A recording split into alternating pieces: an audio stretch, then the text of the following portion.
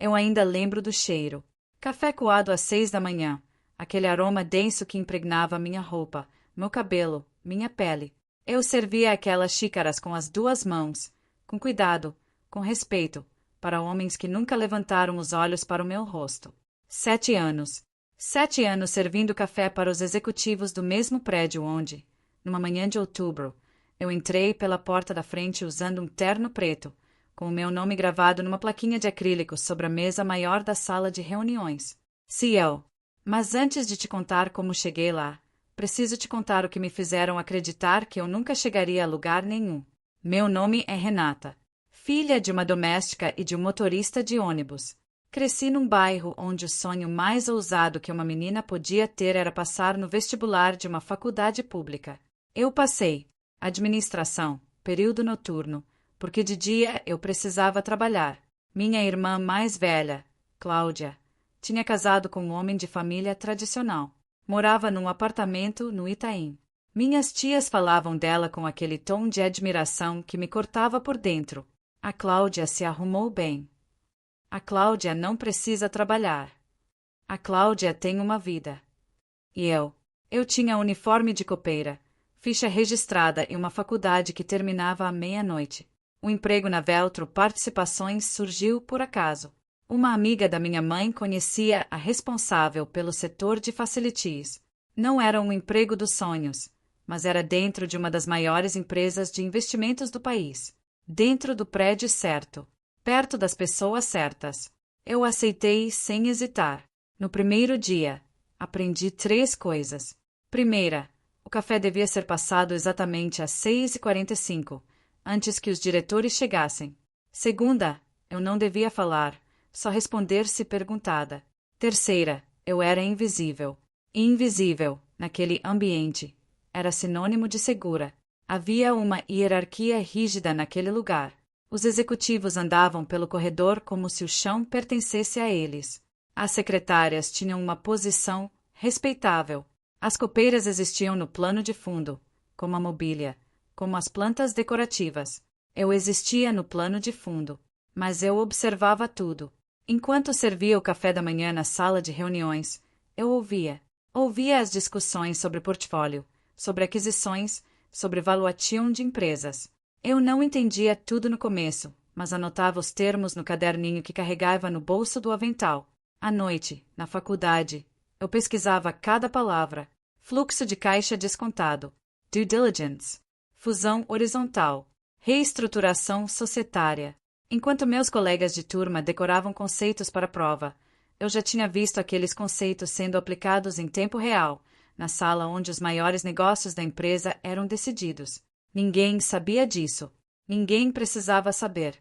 Mas a invisibilidade tem um custo. Tem um dia específico que ainda sinto na garganta quando lembro. Um dos diretores, o Fernando Leal, estava com visitas internacionais, parceiros de um fundo americano. Eu entrei na sala com a bandeja, com cuidado, da forma que sempre fiz. Um dos americanos fez uma piada em inglês sobre o café. Os outros riram. Fernando Leal traduziu, parcialmente, para o ar, não para mim, e acrescentou com um sorriso. Ela não entenderia mesmo. Eu entendi cada palavra. Coloquei a bandeja sobre a mesa, saí da sala com passos medidos. Fui até o corredor, respirei fundo e voltei ao meu posto. Naquele dia, decidi que ia aprender inglês fluente. Não para provar nada para o Fernando Leal. Para mim. Comecei as aulas online naquela mesma noite. Pagava com o que sobrava do mês, que não era muito, mas era o suficiente. 6 meses depois, comecei a entender as reuniões sem precisar anotar. Entendia o contexto, as intenções por trás das palavras, o que estava sendo dito e o que estava sendo omitido. E foi numa dessas manhãs que percebi algo que mudou tudo. A Veltro estava avaliando a aquisição de uma empresa de tecnologia chamada Nexen. Eu tinha ouvido o nome dezenas de vezes nas últimas semanas. Havia uma pressão enorme para fechar o negócio rápido, antes que um concorrente entrasse na disputa. Mas havia um detalhe que ninguém parecia ter percebido. Em uma das reuniões, o analista responsável pelo relatório citou os números de crescimento da Nexen. Os números estavam errados. Não dramaticamente, mas o suficiente para distorcer o valuation em quase 15%. Eu tinha estudado aquela empresa no meu tempo livre, por curiosidade, porque o nome aparecia tanto nas conversas que virou quase uma obsessão pessoal. O que eu faria com essa informação? Fiquei 3 dias pensando. Se eu falasse, seria ignorada, ou pior, questionada sobre como uma copeira tinha acesso a essa análise. Se eu não falasse, a empresa fecharia um negócio distorcido por um erro que eu poderia ter evitado. No 4º dia, escrevi um e-mail anônimo para o departamento de compliance, detalhando o erro com as referências corretas dos dados públicos da Nexen. Sem assinar, sem me identificar. A aquisição foi pausada. O relatório foi revisado. O negócio foi renegociado com um valor 16% menor. Eu servi o café naquela manhã como sempre. Ninguém olhou para mim. Mas alguém tinha notado o e-mail. A diretora de compliance, doutora Marina Fonseca, era diferente dos outros. Ela olhava para as pessoas. Todas as pessoas, não só as que tinham título no cartão. Ela começou a aparecer na copa nos intervalos. Não para falar comigo diretamente, mas eu percebia que ela observava. Uma vez, ela deixou um livro sobre a mesinha perto do filtro de café. Fundamentos de Valuation, de Damodaran. Na lombada, um post-it amarelo. Alguém aqui pode estar interessado. Não havia nome. Não havia endereço. Eu peguei o livro. Na semana seguinte, havia outro. E outro. E depois, um dia, ela entrou na copa quando eu estava sozinha e disse, sem rodeios, fui eu que identifiquei o IP do e-mail de compliance. Não vou contar para ninguém, mas quero saber quem você é de verdade. Meu coração parou, e então eu contei tudo. Marina Fonseca tinha 52 anos. Tinha construído a carreira dela sozinha no mercado que nunca quis mulheres, e tinha uma capacidade de reconhecer talento que eu nunca tinha visto antes em ninguém. Ela propôs um acordo informal.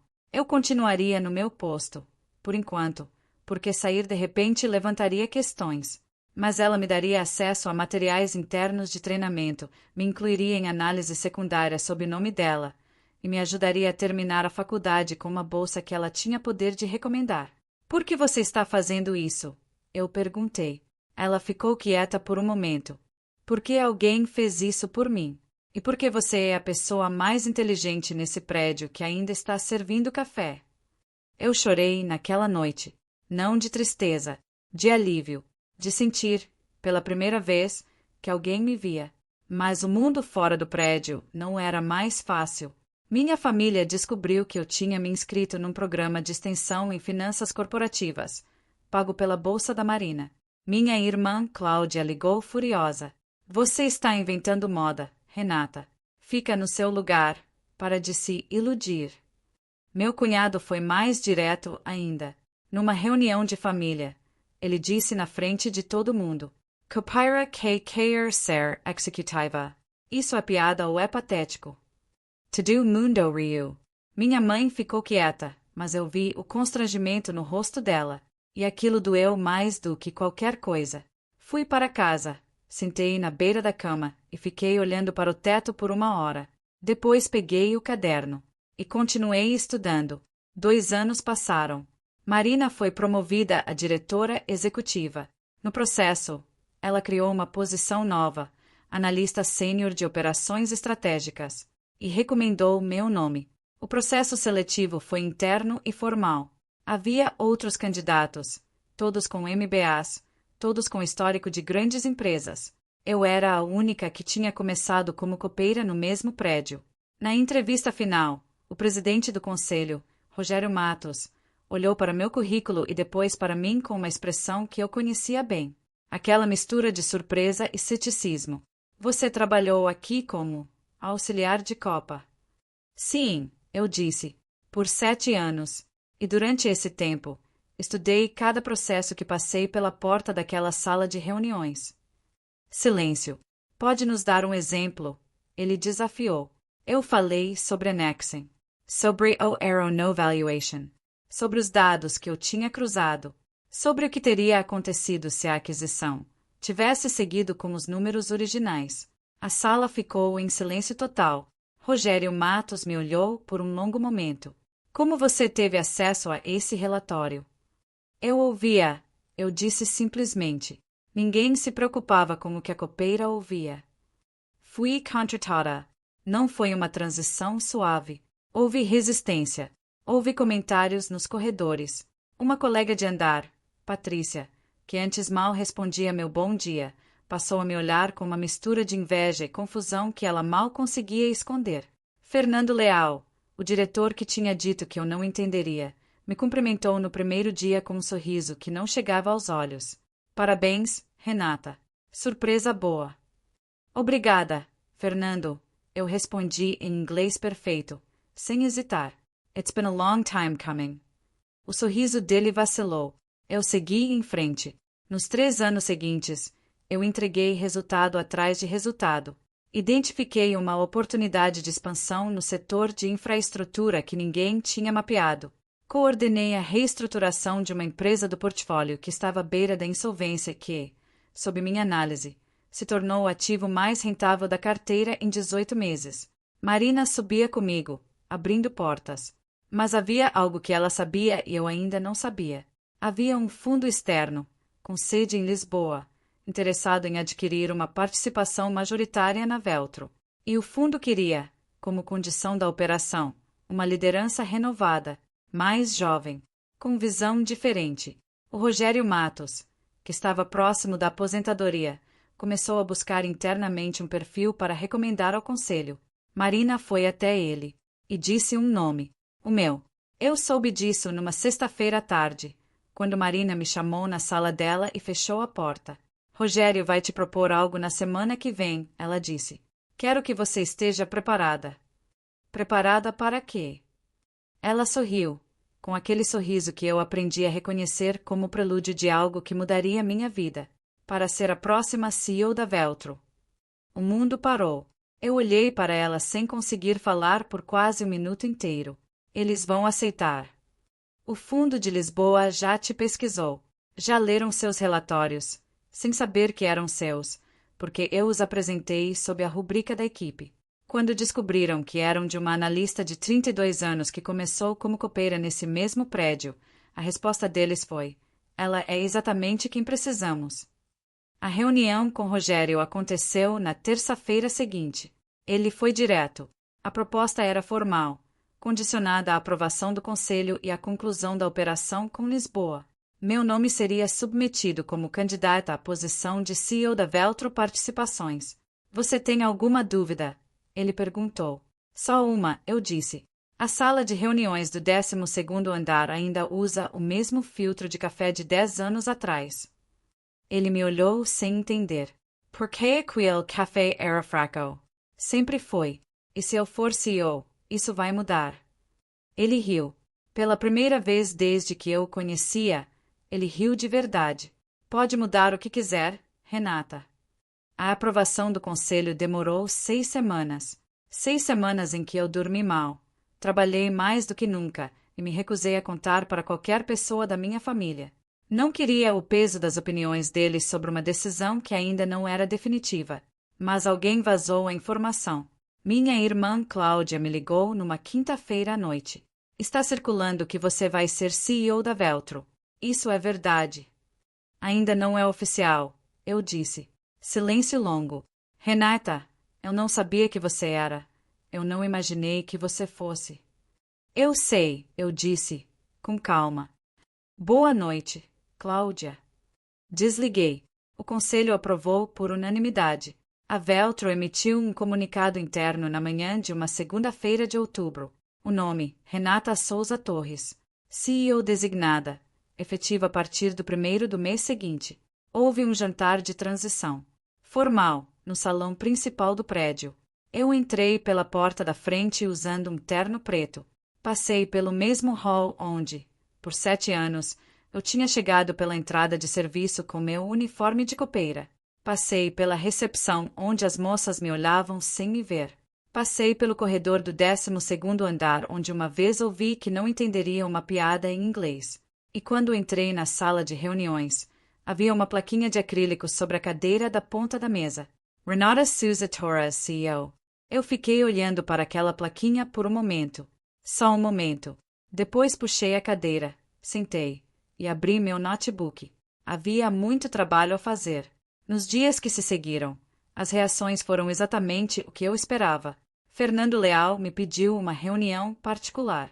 Chegou com um sorriso diferente do que eu conhecia, mais cuidadoso, mais calculado. Disse que sempre acreditou no meu potencial, que tinha me observado crescer com admiração. Eu ouvi tudo com atenção. Fernando, eu disse quando ele terminou, você disse uma vez que eu não entenderia. Mas eu entendi tudo. Sempre entendi. Ele ficou vermelho. Eu espero que a gente possa trabalhar bem juntos, eu completei. Profissional, sem veneno. Porque o que importa agora são os resultados. Patrícia me mandou uma mensagem de parabéns tão efusiva que parecia uma declaração de amor. Eu respondi com um emoji de coração e segui em frente. Meu cunhado, aquele que tinha me chamado de patética na frente de toda a família, apareceu num churrasco de domingo com um comportamento tão diferente que minha mãe me olhou com um sorriso discreto que disse tudo sem precisar de palavras. Eu não fui cruel. Não fui fria. Fui simplesmente eu mesma, que era a coisa mais poderosa que eu poderia ser naquele momento. Mas o momento que ficou guardado para sempre aconteceu 3 semanas depois da minha posse. Havia uma recepção para os novos parceiros de Lisboa. Coquetel no 12º andar. Equipe de apoio mobilizada, incluindo as copeiras do setor de facilities. Eu estava conversando com um dos executivos portugueses quando vi, pelo canto do olho, uma das meninas do serviço aproximar com a bandeja de cafezinhos. Era nova. Devia ter uns 20 e poucos anos. Uniforme impecável, postura correta, olhos baixos. Eu me desculpei com o executivo e me aproximei dela. Como você se chama? Ela me olhou surpresa, como se não esperasse ser vista. Juliana, senhora. Juliana, eu repeti. Você pode me fazer um favor? Claro. Da próxima vez que você entrar nessa sala, levanta o olho. Olha para as pessoas. Você tem todo o direito de estar aqui. Ela me olhou sem entender completamente, mas eu vi algo mudar no rosto dela. Algo pequeno, mas real. Mais tarde, naquela noite, depois que todos foram embora, eu fiquei sozinha na sala de reuniões por alguns minutos. Olhei pela janela para a cidade lá embaixo, para as luzes que piscavam em cada direção, para o movimento que nunca parava completamente. Pensei na menina que entrava pela porta dos fundos com o avental dobrado na bolsa. Pensei nos cadernos cheios de termos financeiros que eu estudava à meia-noite. Pensei no e-mail anônimo que eu mandei sem saber que estava mudando o curso da minha vida. Pensei na Marina, que enxergou antes de mim o que eu poderia me tornar. Pensei na Juliana, com os olhos baixos e a bandeja firme nas mãos. E pensei numa coisa simples, que eu nunca mais esqueci. O mundo vai te dizer onde você deve estar. Vai te dar um uniforme, uma entrada de serviço, um lugar no fundo da sala. Vai te ignorar, te subestimar, te comparar com quem parece ter chegado mais longe por caminhos mais fáceis. Mas o que o mundo não consegue fazer é impedir que você observe, que você aprenda, que você guarde cada detalhe, cada informação, cada oportunidade disfarçada de rotina. Eles me ignoraram por anos, porque ninguém presta atenção na mão que serve o café. Mas foi exatamente essa mão que, em silêncio, foi construindo o caminho para a cadeira onde nenhum deles jamais imaginou me ver sentar. E quando finalmente sentei, não precisei dizer uma palavra. O meu nome na plaquinha disse tudo.